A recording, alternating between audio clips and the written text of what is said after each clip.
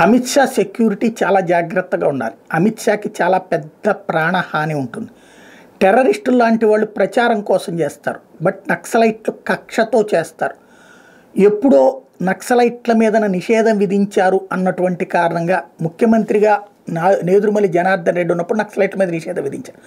దానికి గాను ఆయన ముఖ్యమంత్రి పదవి అయిపోయి ఆ తర్వాత అనేక రకాల కేవలం నార్మల్గా మిగిలిపోయి పార్టీ నాయకుడిగానే మిగిలిపోయి తర్వాతన ఎంపీగా ఎక్కడో విశాఖ ఎంపీగా గెలిచి అక్కడున్నటువంటి సందర్భంలో కూడా ఆయనని టార్గెట్ చేసి ఆ తర్వాత మళ్ళీ మందు పాత్ర పెట్టి పేల్చే ప్రయత్నం చేశారు. అంటే తమ మీద నిషేధం విధించినటువంటి కారణాన్ని బేస్ చేసుకుని.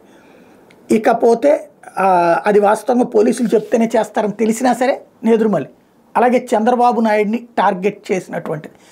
తర్వాత కాలంలో నక్సలైట్ల అంతంలో కీలక పాత్ర పోషించి చంద్రబాబు పూర్తి స్థాయిలో పోలీసులకి స్వేచ్ఛనిచ్చి ఎన్కౌంటర్లకు క్లియరెన్స్ ఇచ్చారు. ఎన్కౌంటర్ అనేది పోలీసులు సరదాగా చేశారు, ప్రభుత్వ అనుమతి ఉంటేనే చేస్తారు, రాష్ట్ర ప్రభుత్వ అనుమతితోనే చేస్తారు.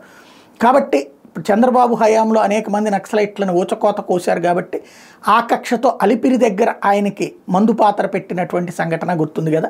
కాబట్టి దేశంలో అనేక చోట్లట్లాగా నాయకులని హత్య చేసినటువంటి చరిత్ర నక్సలైట్లకు ఉంది. వాళ్ళకి కష్టం నష్టం కలిగించే వాళ్ళని వెంటాడి వేటాడేటటువంటి తత్వం ఉంటుంది. ప్లాంట్ చేసి అటాక్ చేస్తుంటారు.